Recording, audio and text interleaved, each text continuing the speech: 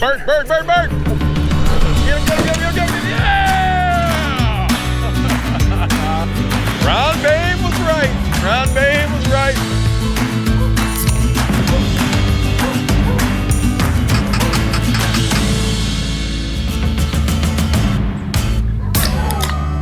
I'm feeling spry.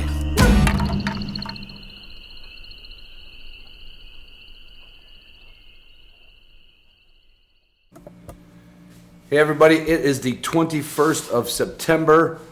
I'm snuggled up on a picnic table in a garage in the middle of nowhere with one of my buddies, Matt. Now you know how my intros go. I know, like, oh Ron, we're just gonna skip it anyway. I don't want to skip this one. I got a quiz for Matt. Oh, God. Matt, do you know what the name of the title sponsor of this show is? Yes. Okay. I do. But I have to think. My brain is not. So firing. what you're telling me is you skipped the intro also. I do skip the intro. But it is on X. It is on X. Yeah. How much have you used it today? All day. All day. Yeah, like all day. I've been like trying to get past all the, private land like posted. And it's bad. I mean, it's bad, but thank God, Onyx has got all that layer on there because. Yeah. If a farmer doesn't post those corners and keep them, I mean, it's kind of like we don't like it, yeah. But at least we're not going to get a trespassing ticket. Exactly. What kind of kennels do we have in the kennel right now in the garage? Those are 2 gunners in the garage right now. Intermediates. Yep. Holding our old dogs and our injured dogs. Yes. So, all right, we got that covered. Oh, no. Well, did Chubbs get out? No, I put Chubbs. I'm like, no, I put Chubbs. Hey, that's not for this episode. we're gonna. I put him in the truck. Sorry, in the truck because he didn't want to go in. He was done. He is probably better for a large. Yeah, as opposed to intermediate. Yeah, he did not want to. Yeah, he's a tall dog. He is a big dog. All right, now I couldn't find my charger for my Garmin watch. Who do you think I would call in a heartbeat to get one shipped out here quick? I would think you would probably call W Supply. Exactly, because of their customer service, right? Yep. And speaking of Garmin, any chance that you're using a Garmin on this trip? I have 2 collars and a hand. I got the 550 plus. Well, any problems with it? Nope. The only problems we got are a lack of birds right now. Yeah. And we put some miles on, not crazy miles, but no, I didn't do crazy miles. I think I probably put about 3.5. because it's getting hot. Yeah. I mean, it's getting hot quick here. But the Garmin's come through. I love it. I just hooked up the LTE. So if I should ever, God forbid, lose a dog on the road somewhere, I can follow it with my phone. Yes. But you're gonna have to help me program that one. All right. I know when I'm hot and thirsty. What do you drink when you're out here? Oh man, we didn't rehearse this, everybody. No, we did not. What? I'll take care of this one, yeah, Matt. You take care It's of Canine Athlete. I give you straws of it all the time. Not you straws. But I mean, the Canine Athlete's for the dogs. Right. Well, but do you want the Wilderness? We're on beer 4. Yeah. So all right, I shouldn't have put you on the spot for that one. Wilderness Athlete makes what we.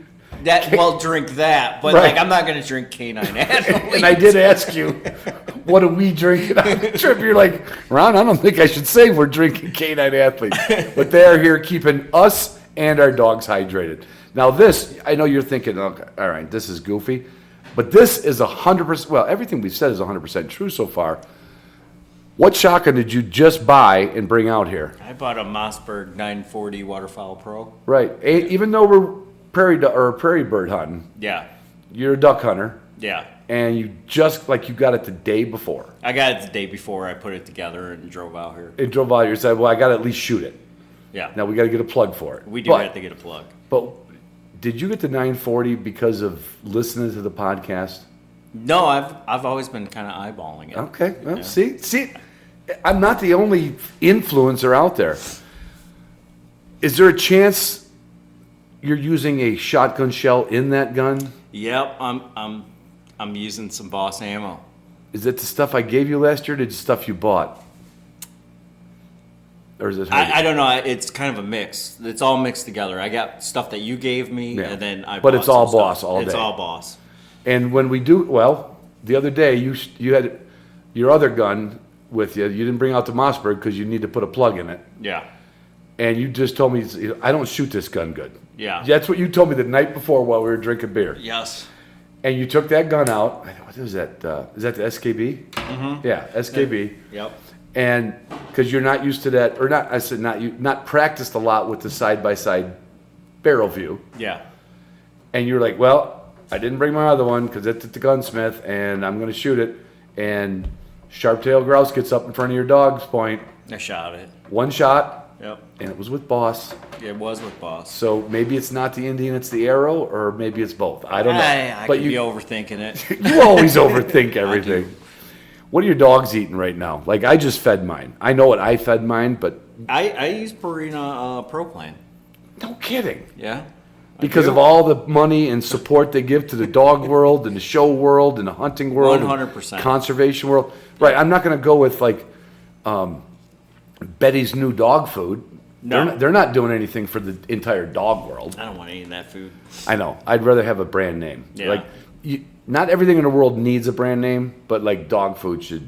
It should. It could be another brand name. Yeah. I just like the brand name Purina Pro Plan. I like to keep my dogs fit and healthy, so I go with the Purina Pro Plan for sure. Now, Matt, years ago, you've done my website forever. You edited the entire Upland Institute program for us. Yeah. And I don't think I've ever helped you out with any marsh wear. So I don't know. If I asked you what I was wearing today, you'd have to look at my pants pocket. Yeah, I would. But I guess I owe you some. I feel kind of now a little guilty because I can get some of that stuff for you. I do need some new You pants. need some new pants. God, you look like you like wore them under the car changing the oil. I probably did. I use them for everything. Well, we're going to get you some new marsh wear. All right. And take care of that. Now, you have a pair of boots from Marxist, don't you? Yeah, I do. Yeah, I use them all the time. And the little short Joe Fur, you like that little short boot when you're just kicking around in the dew in the morning? The one's a little, it's like an ankle boot. The one pair, it's like ankle shin. Yeah, ankle shin. That's probably accurate. And, well, I don't have to talk anymore about my camper company because they're not sponsoring me anymore, so I'm not even going to mention Four Wheel Camper. Okay. I am going to mention Patreon, though, because the other day you said, Ron, I'd like to see some of the videos you've been doing for your patrons. I've been doing kennel videos of table retrieve, trained retrieve. I've been doing some. Yeah. And I apologize. I still haven't figured out how to get you the videos without you being a patron. So this is my proposal to you. I've never paid you a dime for all the help you've done. Well, no. Well, Upland Institute was an actual paid. deal. Yeah. I mean, that was through a company. That was actually work. That was work. Yeah, it was a lot of work. Just update a website. It's not big. Right. But Matt takes care of my website. If you ever go to it, episodes are up there. Sponsors are up there. Out of all the podcasters out there, I'm not saying I'm the best. I'm probably the first one in this genre. But we have the best kick-ass website. And Matt's not happy with it because he said it needs to be updated. It does. We haven't updated in a long time. Really long fucking time. And you're not fond of the thing we have. But point being, Matt's not a patron of the show.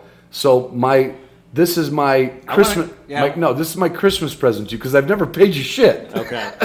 I mean, we do go on hunts together, but you got to get there and it's your gas and. I know, but it's still pretty cool. I know it's fun. So here's my commitment. When I get home, I'm going to open up a Patreon patron account for you so you can come to the Zoom rooms, get the extra video content, get the history of my dogs, get nice, especially on marshwear. Yeah. Whoa.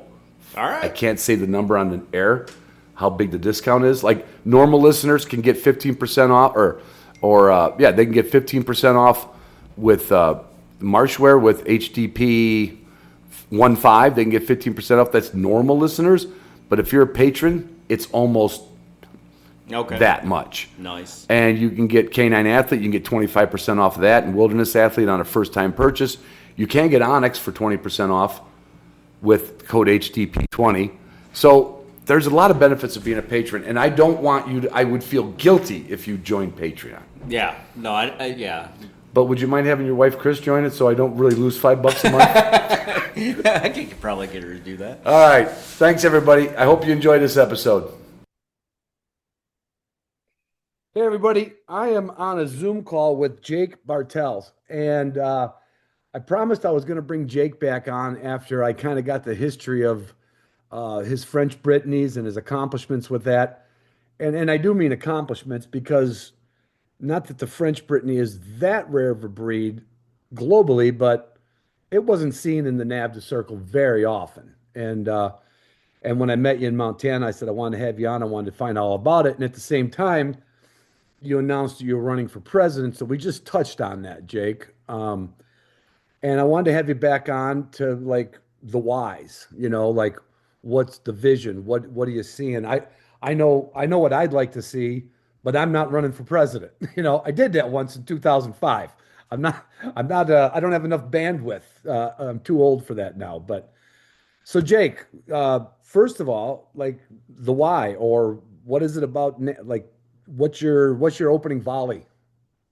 Well, first, I'd like to thank you for having me back on. Definitely excited to do this podcast, and hopefully, it's something that will allow a lot of people to get to know me a little bit better and understand some of my vision. The real long and short of why is for the people before me and the people coming after me. I've loved this organization since the moment I got involved to the point where I couldn't sleep the night before training days, just giddy to get out there and learn Mhm. everything I can. And people gave a lot of their time to me in order to do that, or in order for me to learn. And that was a service they provided. And I've always been about giving back to those organizations that give, and I truly look at this opportunity to serve as president as an opportunity to give back to the organization that I really love, ensure its future for future generations. As many people know, I have my whole family and my kids involved in this organization, and I love absolutely everything about it. The membership and the chapters are just incredible. The vision of the breeders is incredible, and I want to do everything we can to help our members, our chapters, our breeders, our judges. I want to help all of them be able to do the best job they can possibly do. I mean, that's good enough. We'll just put that on a t-shirt and Okay. we're good. No, but you Well, it's going said to have to be something. an extra large shirt, I think. Right, right. It'll be like, never mind. But you hit on something like how when you found NAVHDA, you you were like, it was like getting ready for a hunting trip, but you were just getting ready for a training day. And I remember that same zeal. I I had to go about a 2 hour drive up to Traverse City every week to go to the training grounds. And I would manipulate my work. I was self-employed, but I could kind of manipulate my schedule to a degree. And I just wasn't gonna let nothing was gonna get in the way of me getting up there. Just be, and that was just one little chapter. It wasn't a big chapter. I wanted to see those dogs like I literally wanted to see the dogs. I wanted to see how Lance's dog was doing, how John's dog was doing, and I wanted to see how Lance and John were doing, and Norm and Judy, and um, so that really rang a bell. That's how I. Now I didn't have my kids get involved, although they did help out at a couple tests. But if it was closer to my backyard, I think they all would have been wearing the NAVHDA concrete boots, put their feet in the wet concrete, and you can't get it off your boots. Um, Yeah, and I was the first person at every training day and the last one to leave, and I just ate it up. I still get so invested in the success of everybody in my training right. group. And throughout this year, I had supporters and people that have made public statements saying they're not supporting me for president, and they were all invited to my training days. Yeah. And I think that that's important, that we can disagree on some aspects, and there's certainly some things we're going to disagree on, but Right. that we can always know that we all have the same goals in mind and work together towards that. Yeah, you made me think of an analogy when you say you could be with the same people in your field that they might have already told you, Jake, I'm not voting for you, right? Or they're Right. like, I disagree. Yet it's like the old Thanksgiving with the family. My Uncle Ernie and my cousin Terry could get into a really steamy argument, and but we still had dessert together. And Right. and that's something that, in my eyes, now I've been away from NAVHDA in a judging and meetings, and I still go to our training grounds. I'm a life member. Um, that's something I could see in the early um, judges workshops and in the early annual meetings. That was a true family that truly could argue with each other and then go to the hospitality suite and have the best time ever. Right. And that's how it should be. That's how we self-govern. Yeah. It's how we make sure we never drift. I mean, regardless of my political views, I kind of like it when there's some checks and balances, some split power. Um, and I think that that's, equal for NAVHDA. Having different people with different perspectives and different personalities, all those perspectives and personalities have value. Yeah. And I think it's bringing them all to the table and instituting a good open dialogue where we can, whatever the topic is, settle in on what's right. Right. What would you say are some of the key things that if you could, and I don't mean wave the wand like a dictator, that if you could implement, if you get in office, what are some of the key things you want to focus on? Well, that's probably going to be the topic for the next hour or so. Right, right. So maybe pick one. Let's pick it Yeah, apart. there are many things. Well, first, it's just I have to make sure we kind of have to give a disclaimer whenever we kind of get into the subject of NAVHDA. And I don't speak for the organization. I'm not a member of the current executive council, and so everything I really say is just my viewpoint. With that, I want to say that I have nothing but respect and admiration and gratitude for all those that have served at any level in NAVHDA.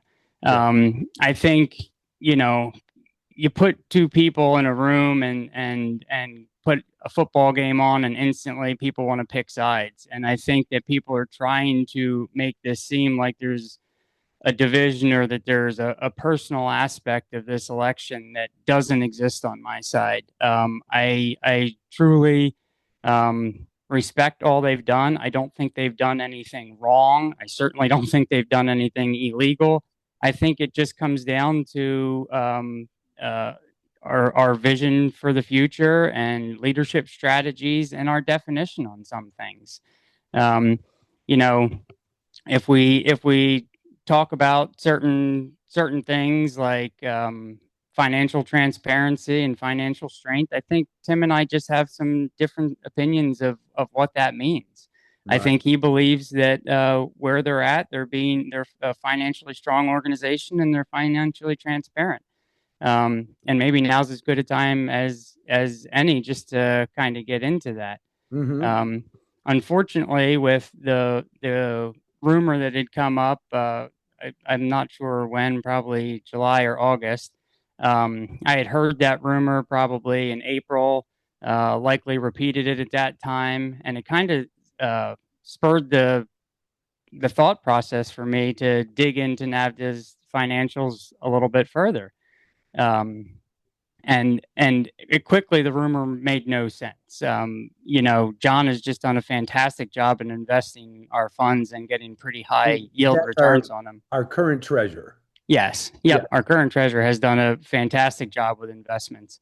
And it would make no sense to pull money from your highest yield investments to use when, frankly, NAVHDA had cash sitting in a checking account. So that's what would happen. But according to a statement of activity provided by the main office for January through December of 2024, our net operating revenue was negative $147,000 and change. At the annual meeting, it was reported that at the treasurer's presentation that our 2024 revenue was 5.9% less than 2023, and our expenses were 1% more. That kind of creates about a 7% differential. So the conclusion I get with that is that through the past 2 years, we've lost approximately that amount of money in our operating costs. And so this is when I talk about financial strength in my own business, if regardless of if I had investments that were doing really well, I also invest in real estate along with running my construction business. Mhm. But if my real estate investments are doing really well, but I'm losing money on every single job I do in my construction business, I don't consider myself in a financially strong position. Right. Right. And I think what we don't know, because I haven't been able to see, is budgets versus actual. So I don't know if they planned for these losses, saying like, look, we're going to invest in this and we're going to invest in that, and we're going to plan to lose money this year. If they were doing that, I wish they would be upfront with the membership about it, because then we're not forced to sit here and speculate. Right. Right. You know, I would like to see those budgets versus actuals to see. What's concerning to me is I haven't heard anything really addressing this, and it's now 2 years in a row in which we're operating at a loss, which is basically our expenses or our revenue minus our expenses. Basically, we are spending more money than we're bringing in when it comes to operations. And if anything I'm saying is inaccurate, I hope someone brings it to the attention, because it is not my intent to be in any way misleading with what I'm doing here. I'm just trying to express what I've seen. You're reading the numbers that they gave you. Right. And so, I think, and the IRS 990 forms confirm that there have been losses in 2023 and 2024, operating losses. So our overall, because of our investments have performed so well, overall, we have a higher net worth each year than we had before. But that's not the only way in which I kind of measure financial strength. And even the kind of graph that they gave when they did this open letter to the membership, it's not hard to read between the lines, because you can see that the total life membership fund, say from 2023 to 2024, goes up by approximately $150,000, yet the NAVHDA net wealth only goes up by about $50,000. So that's telling you that somewhere there are some additional losses happening in the organization. And I just think that seeing budgets versus actuals is one measure in which we see how the executive council is governing and how they're running the business of NAVHDA. As we're depleting our cash on hand, it's gonna have to get more interesting how we make up these differences. And I would like to know that there's a plan in place for that. Yeah, you wouldn't want to see this go for another 3 or 4 or 6 more years, and that same thing, and then all of a sudden, let's say, well, because the trouble is, if the markets dip, all of a sudden our investments aren't going to be as strong enough to be able to help with this. And maybe it was easier when NAVHDA was small, but NAVHDA ain't really small no more. Yeah, look, and this is where I think some business experience really plays into it, because I have found, as I've navigated running my own business and through conversations with Rick, you have to be able to predict these things.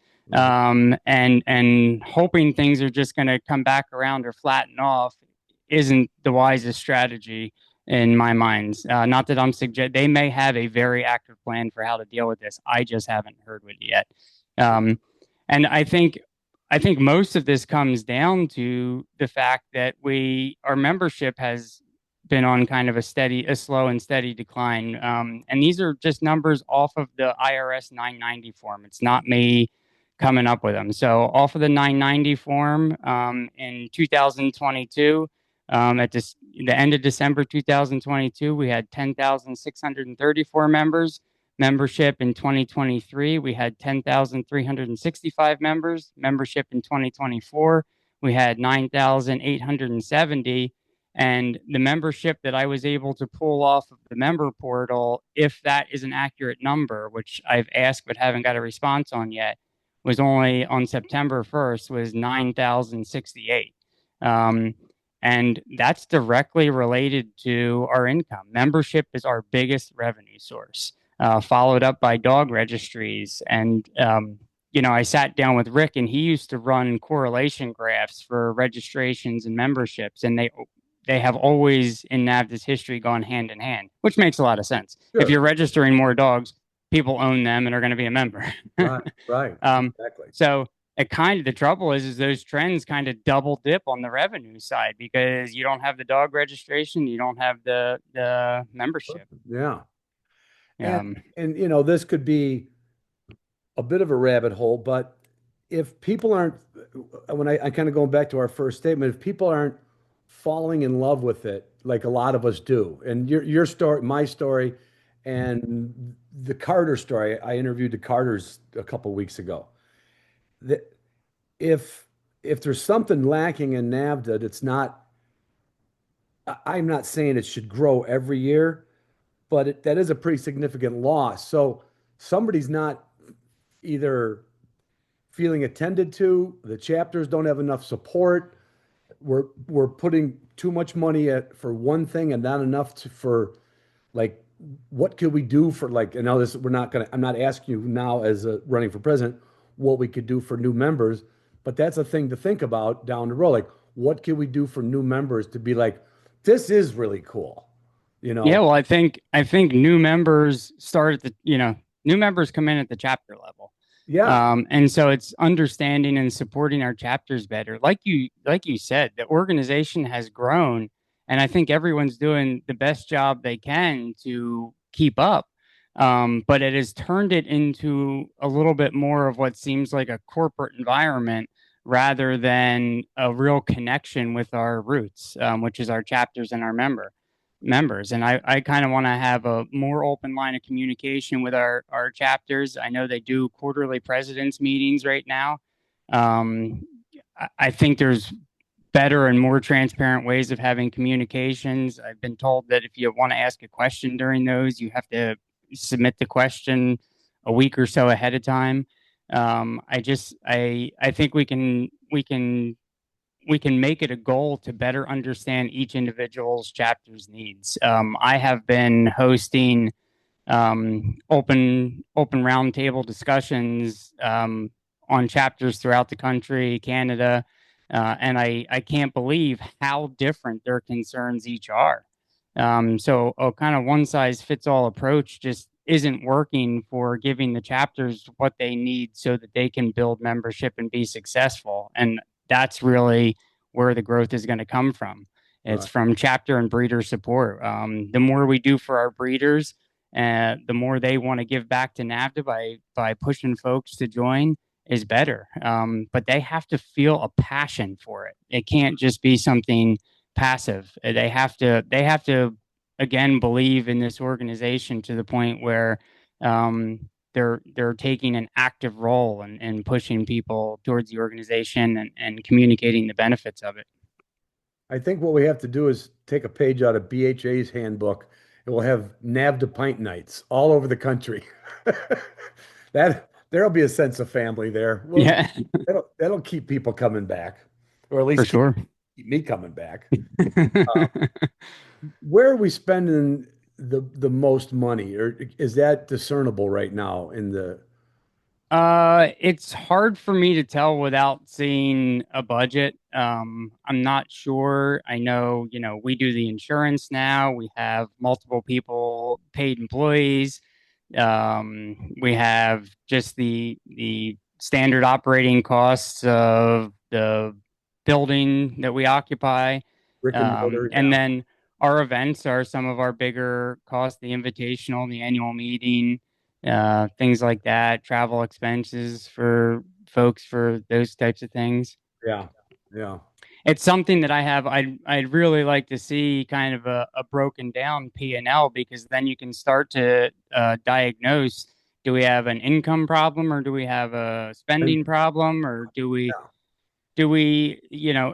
and what are we willing to sacrifice, or what are the if we're not willing to sacrifice anything, it's the perfect time to communicate to the membership, hey, we don't want to sacrifice anything, but we're no longer able to meet our expenses, so maybe it's time for a membership raise, or it's time to fundraise in a different way. And this is where I just believe a membership of close to 10,000 people, there are a lot of folks out there with great ideas, and they all have the solution to any of these problems. That's a good point. If we are open to listening to our membership.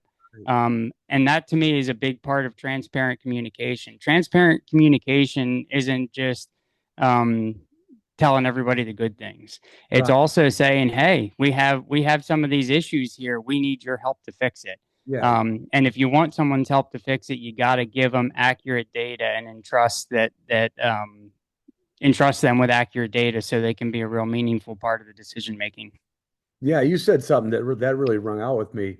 You can't just be transparent with oh, here's the report, here's the report. Transparency has to come with listening. Right. You, and this is just a little bit of a side story, but and I'm not asking to get this done at the next annual meeting either. But there was a couple of our chapter members that they put a motion forward. For people who don't know, every chapter can put a motion forward to have it read at the annual meeting. And every once in a while, one of these proposals is done.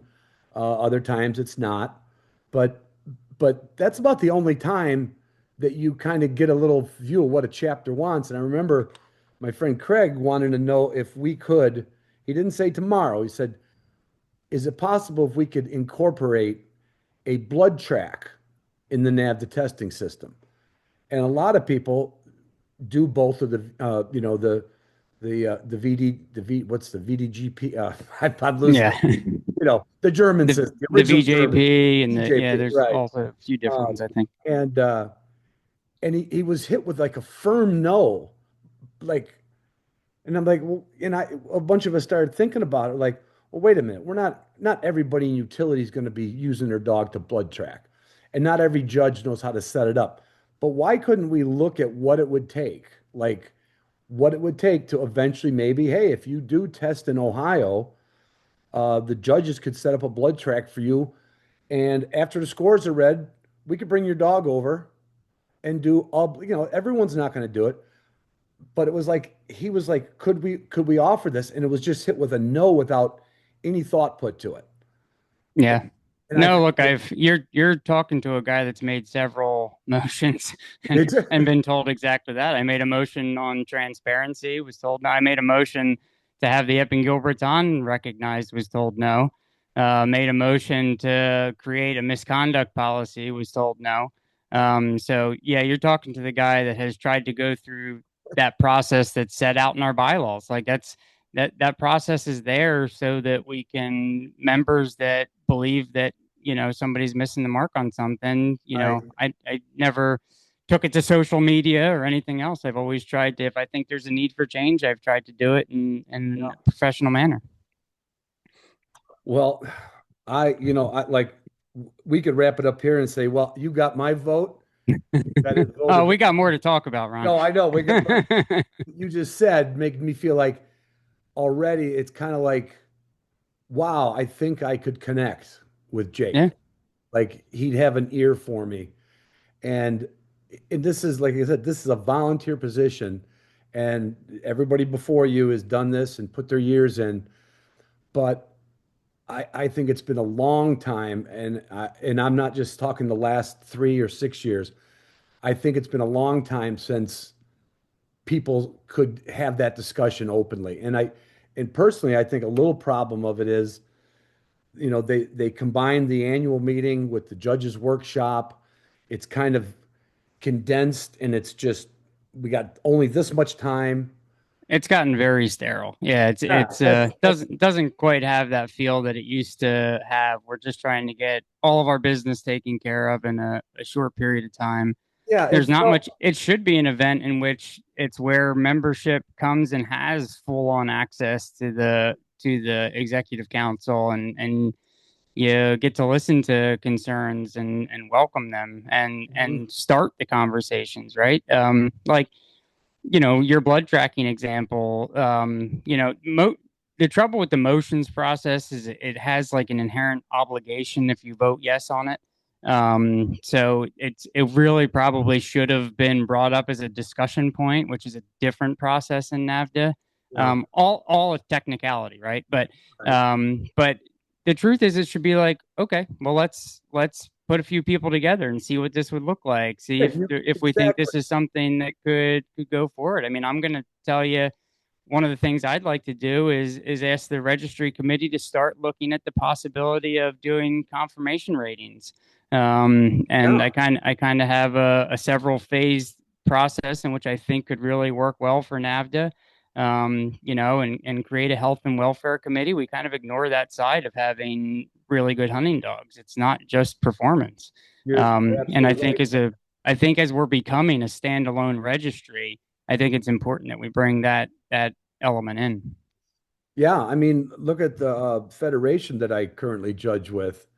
I mean, it's very small. It's certainly an offshoot combination of all past NAVHDA people, but that was one of the things they implemented this year. They're getting their judges trained for some confirmation ratings, Yeah, and that's something that really, if we're going to be premier dog organization, and your average handler can't tell if a dog's got a bad croup or a bad tail set or cowhocked. I mean, right. it's just as important as the performance. Because it's Yeah, something that'll affect the performance of the and I dog. think we don't need to go out there and educate 200 of our own judges to do it. We could easily work a relationship with an organization that already has its judges, Yes. or work Yes. with breed clubs, because ultimately they should be the governing bodies over things like this. So we could work with the breed clubs, and my initial vision for it is almost to be able to do it like handlers clinics, or currently aims and rules clinics, where you sign up. You can, say Del Val chapter of NAVHDA wants to host one, and they say, look, we have access to a judge that can do these 11 breeds. Right. Um, and you can bring them in, and you get because we have this in other organizations I deal with, where they fill out a form which gives you kind of the pros and cons on the confirmation of your dog, Right. and then an overall rating. Yeah. And then that can show up on pedigree. Yeah. And I'll tell you, when I never got into that until I got into the Brockle world, and some of the people that were in it were certainly in it more show than performance. But that added a level of my passion for the hunting dog. Yeah. You Well, know, look, I mean, yeah, if you don't appreciate confirmation in dogs, then you don't care if you only get to hunt for 2 hours because your dog breaks down. If you like to hunt long and hard, then you have a much bigger appreciation for confirmation than you may think you have. right. And if your dog is that dog that can hunt all day for 10 years, you should darn well know it was put together right. Yeah. I wouldn't say a dog will break down in 2 hours, but it could break down years early because dogs will overcompensate. Yeah. They'll, as we say, they'll run funny, but I think that's a Yeah. handler's clinic Well, that there's, a confirmation clinic. I think especially new people, and it's somebody when you watch somebody put your hand, it's like going to the parent teacher conference. You've probably been to a couple, right? yep. And the teacher tells you like he's doing good here, he's doing good there, he needs a little work here. You're like, great, you know. Right.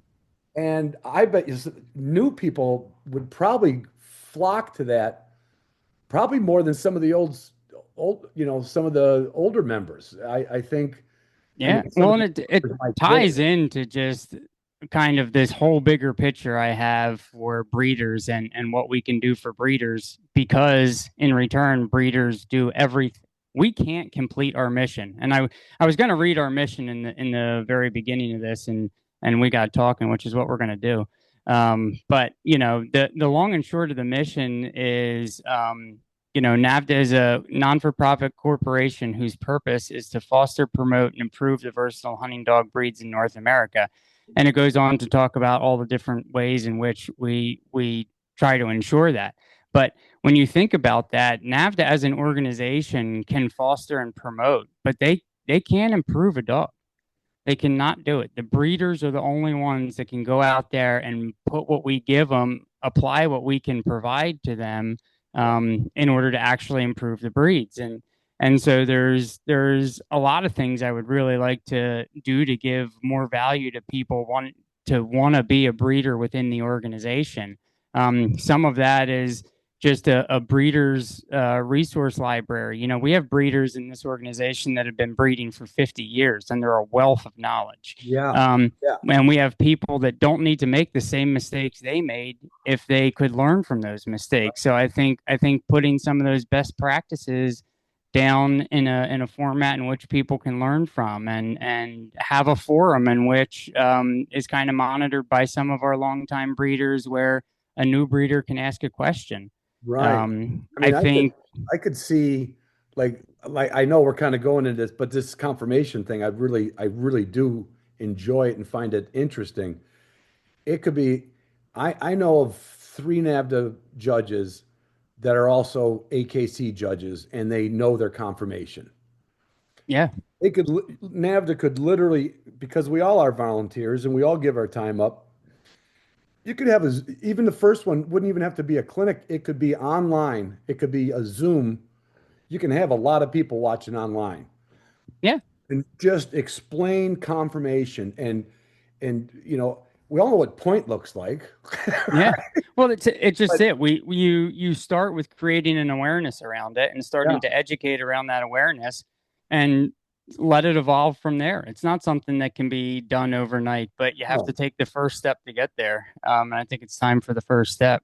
With that is kind of some, the member portal is awesome for what we can see with each other and humans, and tracking our dogs and tracking what tests I have coming up that I'm judging, and the test secretary stuff. I mean, that's come such a long way, and it's such a great resource for NAVHDA. But it bums me out a little bit that on the other side of things, if I'm looking at the registry database, if I get one letter wrong on a dog's name, that's, the crazy names we have now for dogs. So it's 13 words long with syllables that don't even, or punctuation that doesn't even show up on my keyboard. And if I get one thing wrong, the dog doesn't come up. Right. And so I think I'd like to work on that. And with that, I've just been working with a fellow who has an amazing vision for what you can do with data, and how to paint a picture of a dog with data.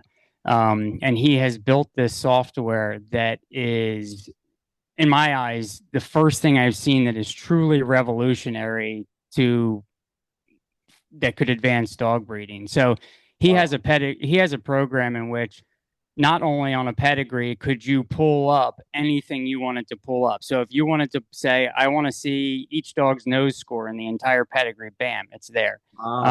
If you wanted to create your own indexes, so say you value desire equally to co-op, you could say, I want to see this hybrid numerical that I've made on each one of those dogs. His program can go to the National Weather Service and pick out the data or the weather from the day and place that you ran your dog and throw that on the pedigree.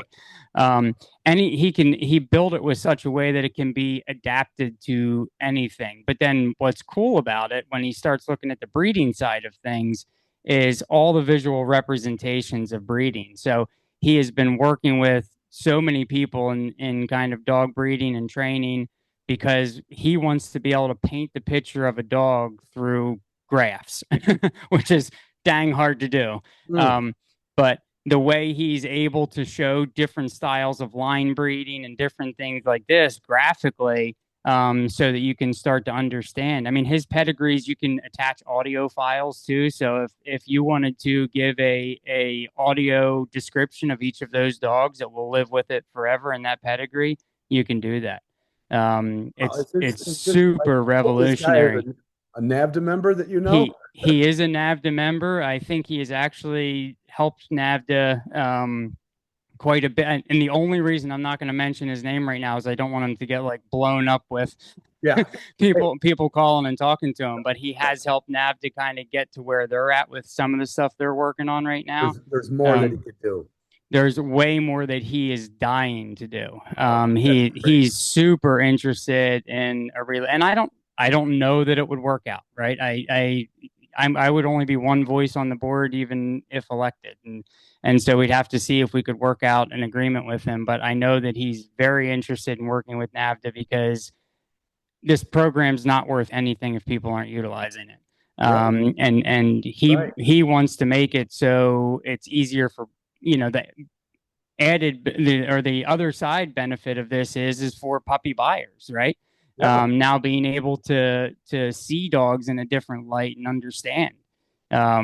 He brought up an interesting point, and I don't want to go down this rabbit hole, but he worked with a guy in an AI department and sent him a still shot of one of his dogs, and the guy sent him back a like 5-minute video of the dog hunting, and he's like, to the untrained eye, you'd never be able to know the difference. So he's a big believer in the importance and the value of NAVHDA's data because it's backed up by 3 people having watched that dog and scored it.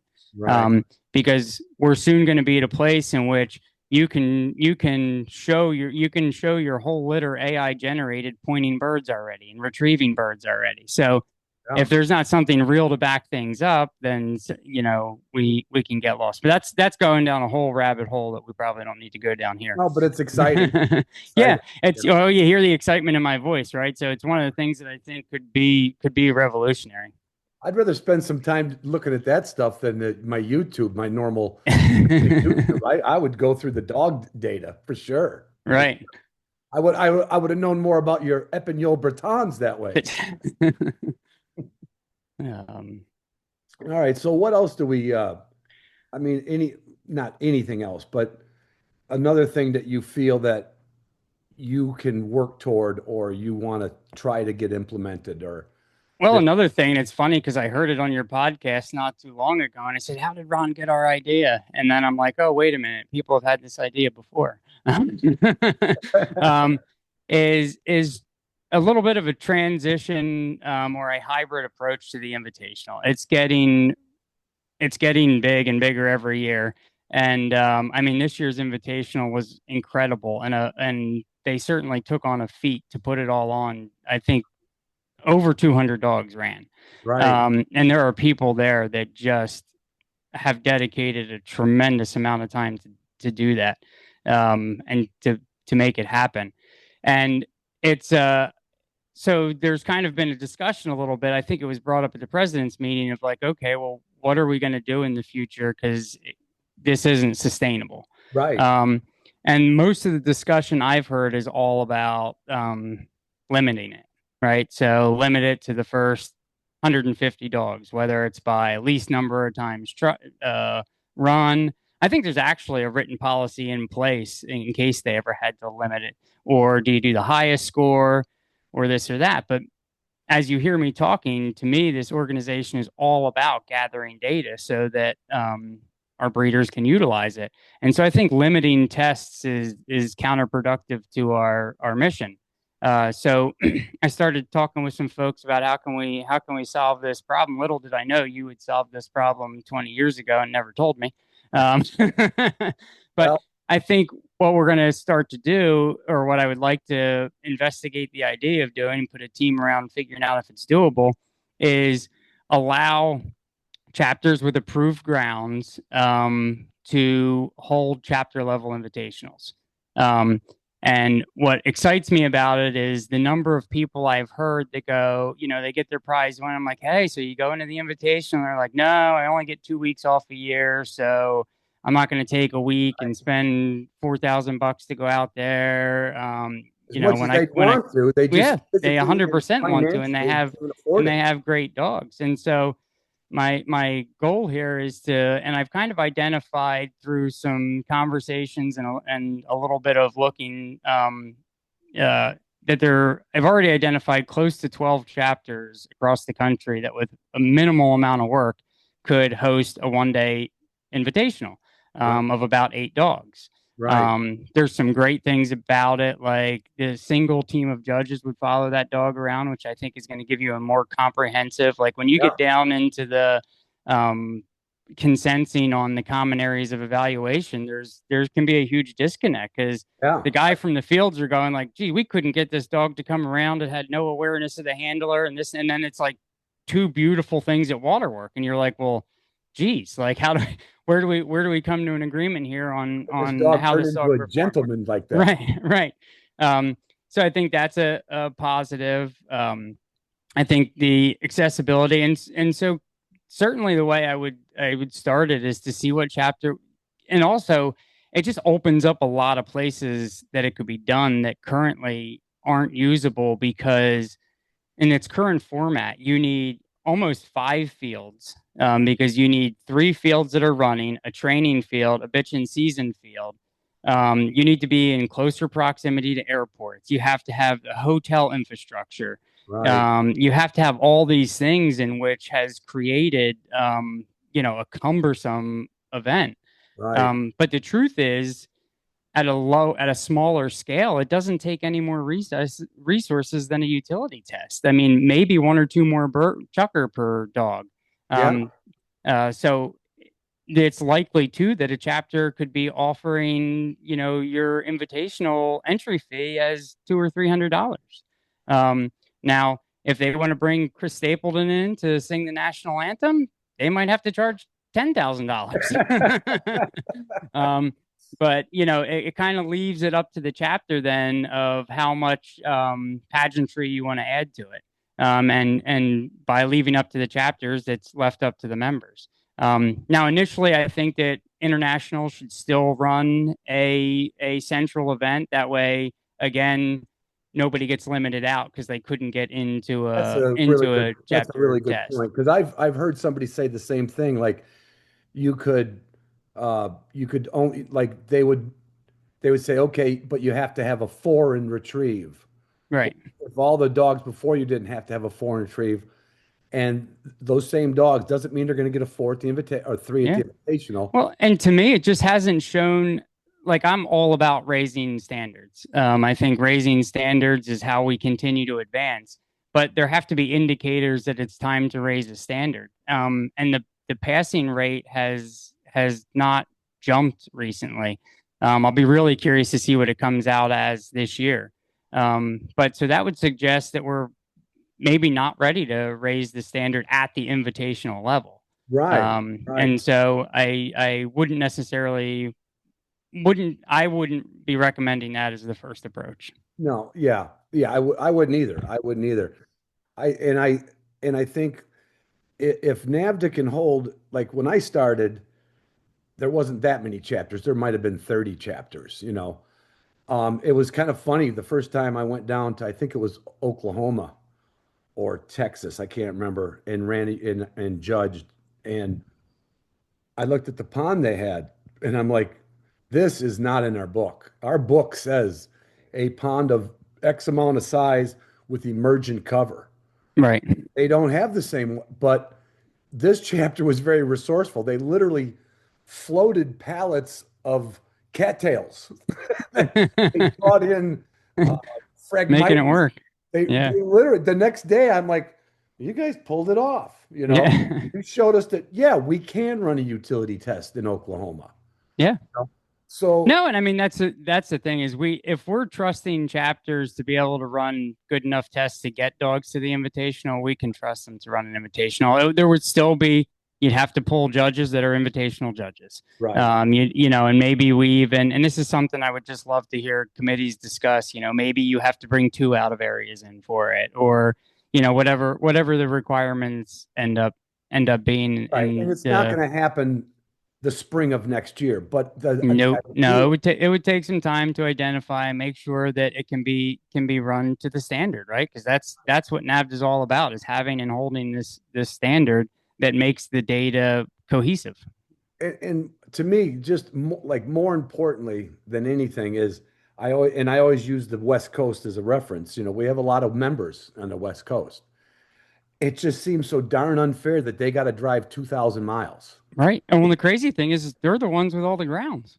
Right, Like right. most of our West Coast chapters, almost every one of them could probably hold one. And I mean, think about Alaska, having to fly dogs in or take weeks and weeks. So like the possibility of them being able to host an invitational weekend would, I would be surprised if they wouldn't be ecstatic about it. And I would bet even if it had to cost more, what's the current entry fee, Jake, for the invitation? I don't know what it was this year. I don't want to get I think I remember it being about 500, 550 the last time I did. I was going to say. it was about $500. Yeah. If I was living in Alaska and they said, "Hey, we got to have judges come up here. It's going to be 700." And you're like, "Yeah, but you mean I don't have to fly to the state Right. with my And take dog days off of in a work. rental And car? that's what Are I you mean. kidding me? Overall cost. Charge me twice the Right. because it's really not it's the one test that it's really not as fair as the rest of our testing. It's just Right. it's an encumbrance on the membership. I know it's like a grand finale and it's like the Kentucky Derby or the Indy 500 and when people are there they like it. I had a conversation And there is go ahead. I'm sorry. I interrupted. I had a conversation just last Wednesday with a member. Um, he drove to Iowa to help. He brought what's the buy dog down at the distraction dog down at the water, right? They and he heard that they didn't have a dog. They were still short, because it was such a big test. He drove down and volunteered Monday. He came back to a training night on Wednesday. This is Phil, to you, Phil. And then he went back to support one of our other members. So it's like we give a lot. That's But the beautiful thing about this that's organization is we're right. motivated and selfless. We like, and I've just seen that throughout. His Everybody's willing to do, and all you have to do is respect them and welcome them, and you got people lined up to help. I think because I went into this chapter level thing and he's like, I think it still should be in one spot. And what you said, if we could let a lot more members get it done in their area of the country, you might get this back down to 100, 120 dogs. Right. Right. Which is still going to have the same feeling around it. It's still going to have everything. What I don't want to see is we start limiting it in a way that's, highest test scores or something like that. And I feel like we're just it's going to become the pro trainers test, right? It's just going to become, you're going to have 6 of our best trainers there with 5 dogs each, and they're going to, they're going to fill it up. And then the poor guy that is just getting into it and working it, I said, I couldn't have imagined having to tell my daughter, sorry, you didn't make the cut. Like, right. Yeah. like, so to me, that was a moment in which I'm like, we got to come up with a better way of doing this. And I'm not of the belief that there aren't going to be some hurdles. But I think the hybrid approach of still doing one centrally located, just at a reduced number, and then allowing chapters that are interested, and then the membership's going to tell us what they want, because they're either going to try to push for more locals and more chapters, and that the centrally located one's going to fizzle out, or no one's going to do anything but the centrally located one, and But at least we're you'll know. going to be back here. Yep, that's just it. The members got to make the choice at that point. Right. And that's something I think that has been lacking. Like I know several I can't quote them offhand what they said, but that feeling of like uh, they just feel like NAVHDA International, they don't feel like they know it at all. They love their local chapter, but we could get them to appreciate the central, the executive council, the boards, and what goes in by. And then over the years, you get more people that's like, I'll volunteer for a board position. I'll volunteer. Yeah. Let's say if it was blood tracking, if they wouldn't have said no, yeah, it might have only been done at one test the next year. Yeah, no, I've gotten the same feedback from folks that Certainly a it's member. like, 30 years ago, you used to walk into your bank and they said, "Hey, Ron, how you doing? Good week for business," right? And now you're like, "Up, you're number 400, 200, Right. 4,262. Yeah. Please step right. Okay, next." So I've heard that same thing where there just seems to feel like there's a disconnect. And I think it's something that has to be actively pursued to heal. There's everybody needs to feel welcome. I know probably one of the most kind of hurtful things I heard at the Invitational this year was that I was told that many of the judges and folks there believe that if there was a change in leadership, it would be their last opportunity to judge the test. Now, where did you come up with that? And it that hurt me to the core, because a big reason people came to me about possibly running for president, and one of the major reasons I agreed to it was to stop exactly that. Yeah. I've compared it to a pendulum swinging, and it seems to swing from one side to the other side. And I'll be damned if I'm not going to go in there and hold that pendulum right in the middle. And it's probably more likely to piss everybody off than make everybody happy. But, anybody that wants to give to this organization, and can respectfully do so, will have a seat at the table and is not going to get pushed out of the organization. Yeah. It's the exact thing that so many happened. folks have felt. I mean, we have judges that are scared to say something for fear of retaliation, and whether that fear is real or not, it's a measure of the environment. And if we have, I had a bunch of folks come up to me and be like, "I'd like to support you, but I'm not going to do so publicly until after the invitational because we fear it'll affect our scores." Wow. And I don't believe that. I honestly don't believe that to be true. I have never seen judges. I've judged a lot, and I'm out there a lot, and I've never seen somebody go, "God, I hate that guy. I hope he fails." Right? I just don't see it. But I told them all, then please don't come out and say anything, because what I didn't want is them to go fail and blame it on that. Right. Right. So then it's going to be, that'd be- that current group failed me because of this. Right. So, Yeah, Dick was but president. it hurts me that I'm hearing stuff like that. It comes back to your family analogy. I think we all need to get locked in a room and speak our piece, and the key to the bar doesn't get given out until we've hugged it out and we can move on. Right. And I had multiple conversations with people out there saying, like, we need to advocate for that. It's not going to happen passively. It's not going to, Right. it seems to have gotten worse instead of better. And I think it's time that we really pursue working together. The dogs brought us here, full circle back to what we talked about. The dogs got us all involved in this. The dogs are why we created these lifelong relationships. And we just need to get back to, as long as our focus is on moving the mission forward, that we can work together even if we have differences of opinions. Yeah, that is, because right now, if we don't make that change, or if you can't make that change, it's going to get more like national politics. They just can't discuss anymore. Like, there's that analogy that, I can't remember who it was. Tip O'Neill was the Speaker of the House, and I can't remember who was the minority whip on the other side.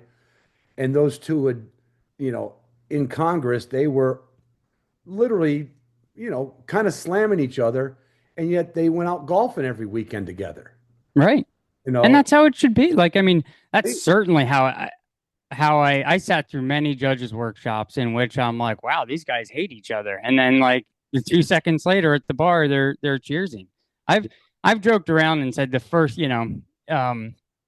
as I kind of decided I was going to do this, and I started hearing who all supported me, and I said the first thing I have ever heard Tim Clark, Blaine Carter, and Clyde Vetter agree on is that I should be the next president.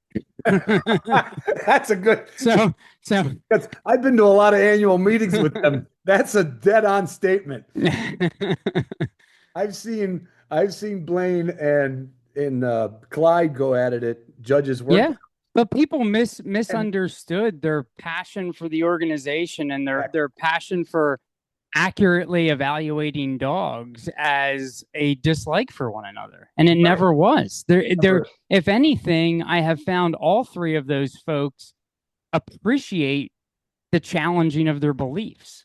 It's where I've been labeled as Clyde's puppet, and I wish those people would sit around the island at his house and listen to us argue, because I think the way in which I've earned his respect is that I tell him I think he's wrong when I think he's wrong. Right, and he can take it. And he can take it. He's the guy that loves to confront confrontation and get it over with so we can be friends again. Right. Yeah. That's it's got to come back. In fact, I will volunteer to become, I don't know what the position would be. It'll be a new position. It'll be the concierge hospitality board chair, whatever. There you go. Like, I will go from chapter to chapter showing everybody how fun this stuff should be, Right, right. how we do it, right? Yeah, Like, and we can say have fun Ron's in the coming. disagreements. Yeah, I've sat on several different boards, and we work through some hard issues, and we have, and foundational disagreements on the philosophy of how things should be done, but we've always walked away with respect for one another and know that we're working towards the same goal. And that's exactly how I plan on, um, you know, leading the organization if I get the opportunity to. I've heard rumors that we're going to push away folks that are, directors and other board members, and it's one of those things where we had folks come up to us with the idea of running a full slate, and I didn't believe it was right. I believe that Lisa and Luke have great ideas. They're energized, and I think it creates a more cohesive transition. And I think they're thoughtful, open-minded folks, and I think they're going to be a big help in moving forward. right. Now, when it when it comes to, well, you mentioned the different boards that will be, you got you have director of judging, director of testing. I know. I think at the annual meeting, I said they said Mark Whalen was stepping down from. This is Correct. My understanding is that Mark Whaling's stepping away. I know that Andy Doak is stepping away. And I believe Randy Hansen announced that he's stepping back. He's got some kids, and I can certainly appreciate him wanting to step back and spend some more time with them. I'm hoping all of those folks will still take a phone call if we need advice on something. yeah, And I spoke with Andy about this at the Invitational. I've valued everything all of them have done, and I'd hope that we could still have their support if we needed advice from them. Something I think is important that I've floated the idea of to even previous administrations is having an advisory board, or a committee. Some folks that have held the positions before and can say, "Hey, we went down that road, didn't work out well." right, right, right. Turn right. Um, but so yeah, I'm not 100% sure if and who all on the director's side will be leaving and what positions will need to be filled. So it'll be that I probably won't get revealed until the results of the election. Right. And then that's going to be up to you. Is it up to the president to nominate or the board to nominate? I can't remember how that works. So the four officers, the president, vice president, secretary, and treasurer, have to vote for who fills the next positions. Kind of the way in which I envision doing it, if given the opportunity, is those four people go around the room and they say a name that they're thinking of. If all four of us say the same name, well, that's easy. If we have different names, then we conduct some interviews and see what those people's visions for those positions are, and then we can kind of settle in on who might do the best job for those things. Yeah. And there's, like you said, the nice thing about NAVHDA, it's always a bit of a revolving door. I don't know how many the number is of new members, but there's a wealth of good members that have been Yeah. at it for a long time. And I don't think I'm not going to say it's going to be easy, but I think there's people out there for these board positions. I think that'll be a hoop that you can jump through without, tripping. Yeah. No, I think there are a lot of really qualified people. And I think, with having a managing director now, that creates a lot of cohesiveness. She's taken on a lot of responsibilities that used to be done by the board, which I think is a good step forward for the organization. I think the board shouldn't be totally task driven. I think what you want is visionary people, with different skill sets, but not just someone that can do A or do B, just task oriented. Yeah. Well, how did the invitational is as crowded as it was this year? Can you give me I didn't get to go to it. I was watching a couple scores with some friends online at night, but was it, I don't want to say, was it busting at the seams or did it did we pull it off again? It's oh, if there's problems, you don't see them. Oh, well, that's good. That's good. Ask Randy Meester if there were problems, and that's all he did was solve problems the Right. entire time, as Ducks needed to get over here and do that. But I think that's the beautiful thing about it, is there's so many people that have worked it for so many years, that make it seem seamless, even when they feel like they're running around pulling their hair out trying to make everything happen. And that's why I would want all of them to continue to help moving forward. It can't be done without those people. The environment there is always great. Like it's people cheering for each other, people, the camaraderie. You have, I got to stand back where the judges were a couple times and watch, and so I see Desiree filling up her bottles of water and sneaking up behind the next person she's about to dump them on. There's a lady I met, Autumn, who they call the hostess with the mostest. And she at the field sets up a table, and I'm telling you, a buffet, you're used to judging where you get handed a Ziploc bag with like 3 granola bars and a brown banana in it. Yeah. Well, holy moly, she has every kind of thing out there. And if she knows you personally and she knows you have like a preference, you bet it's going to be there. Wow. And so these are just the people that make NAVHDA great, right? Like the members make the organization great. And so that has been there. I hope it will always be there, no matter what level. If some of it's being done at a chapter level, I see that same camaraderie at the chapter level. So it was a great event, very well put on. Everybody did a good job. It kind of bouncing back to trying to get this, let's just say regional tests and still have the one central test. I wasn't even thinking of all the volunteers. It's like a couple hundred volunteers, right? Right. So, and they're not all from the Buckeye chapter. No. No, I mean, that's the chapter. thing. You have folks taking days and weeks off of work just to volunteer for it, which makes it hard to get volunteers, especially when it's during the week. Yeah. Those and same judges people could be near a chapter that wants to pull that off, and they'd be like, they would have invitational volunteer experience. Yeah. They could apply it to a chapter near home. Yep. Yeah. Yep. For sure. They get how. Again, and look, if you can wing a duck for the single mark at the utility level, you can wing a duck for the double mark or the honor. So if you can drag a duck for, well, the judges drag the duck for the drag, but you know where I'm going with this. Yeah. I've always said the only difference, when I was being a little sarcastic, I was never asked. I did run the invitation. I was never asked to judge it. Probably because they knew I was not going to take it too seriously, because I like to have more fun than anything else. But I always said, well, I think most NAVHDA judges could be an invitational judge. I think most of us could recognize backing. Yeah. If you judge it like pointing, it's not much different. No. But I want to see it. I've never been a sports, like I'm not a sports guy. Like I'm a one on, like if me, I like wrestling or boxing or jujitsu. I'm not a team thing, but the one team thing I do like is NAVHDA. Yeah.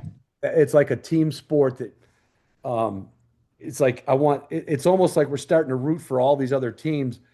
I want us all to get back to rooting for whatever team we call it. I want it to be like, in fact, I used to see the NAVHDA sticker, the old NAVHDA round sticker, on more trucks driving around. I don't even see that as much anymore. So yeah. I don't know if people. We got to bring the pride back to NAVHDA. There you go. There you go. Yeah, I like the sound of it. What else do we need to cover? Anything else in there? I'm sure we missed all sorts of stuff that I would love to talk about, but I do feel like we covered a lot. I think kind of the most important thing is that anybody that has input, good, bad, or otherwise, is welcome to reach out to me. It's easy to find my phone number and email address on the member portal. You can also check out my website, jakebartellsfornavdapresident.com. That goes into way more detail and way more topics than we covered today. Great point. I saw that the other day, and I was like, wow, if I would have done that in '05, maybe I could have made president. That is a fantastic.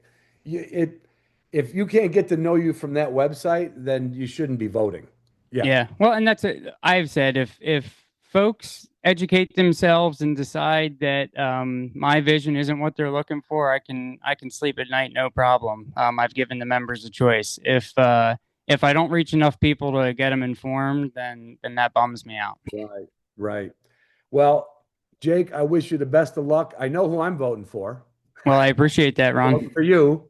And I look forward to it. I think kind of feels like a little turning point coming, and like you said, there could be some rough spots, there could be some more disagreements, but you've been in business with people, residential, commercial, like people, business, and your analogy earlier to like, hey, if my rentals are doing good, my business isn't doing good, I gotta get this leveled out here.